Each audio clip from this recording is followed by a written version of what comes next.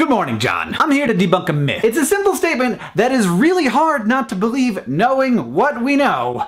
The internet brings out the worst in people. We all know that the anonymity of the internet allows the deep evil inside of every human, except for me, of course, to spew forth in a fountain of vomitous hate. There were comments, thumbed up comments nonetheless, talking about how homosexuality is a disease. And yeah, there are two hosts on SciShow Space, one of them is male and one of them is female. I would like you to guess which one has constant comments about their appearance every time they're in a video. Just go ahead and guess. But you and your friends, you aren't hate mongers, so it must be other people. Those people at the grocery store who seem so nice in person, but then they go home and the internet allows them to shrug off the cloak of cultural necessities and say, hey, I am now going to be internet turd. Internet turd.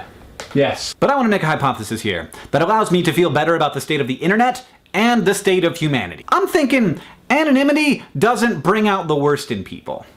It just brings out the worst people. Imagine, if you will, a D-bag. This person goes on the internet and he says nasty things to people. He's racist and he's sexist. He doesn't have a lot of friends because he doesn't like people, and people also don't like him. On average, he speaks to about 0.02 human beings in the real world per day. In the physical world, this human is entirely invisible. We have no idea they exist. He doesn't want to express his beliefs in the real world because they are unacceptable. Expressing those beliefs makes him and everyone else uncomfortable.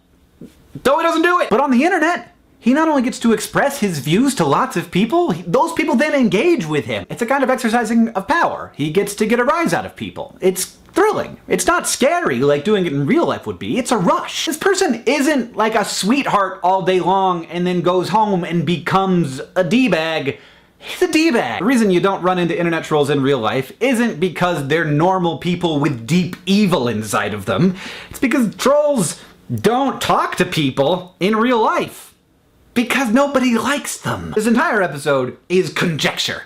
I've got no research to back this up, but it would be fairly easy research to do because I think internet trolls would be super excited about filling out surveys that graduate students in psychology gave them because they probably love to talk about themselves. Because it seems pretty likely to me that at least a good portion of them are narcissists. And honestly, I think understanding this and understanding those people is really important because I think the narrative of the hateful internet negatively affects the culture of the internet. People hear and believe that comments are a nasty place. They are certainly a much more nasty place than we tend to interact with in the real world. The result is that fewer and fewer normal, not trolly people interact in those spaces, and they get worse and worse. While at the same time, we prove over and over again that the internet can actually be a place where lots of really cool and great things happen.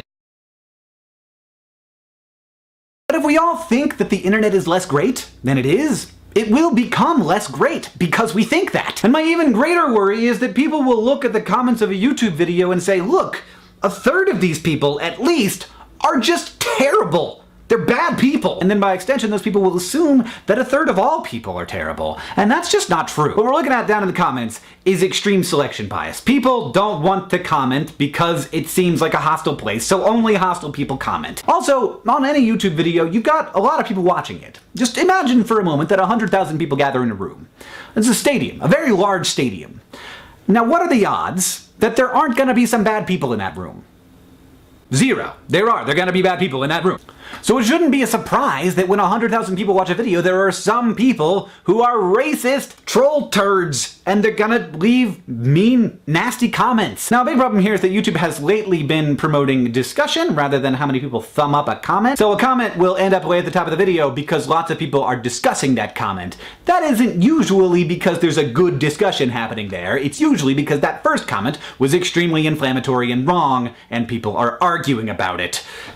And the trolls are loving it. It's totally feeding the trolls. Like, the whole point of a troll is to try and get discussion because they want to get a rise out of people, they want that rush, and they want some human interaction, which they don't get in their daily lives because mostly people don't like them. Let me guarantee you, as a person who has met a number of people, most of them, like 90% of them, are good.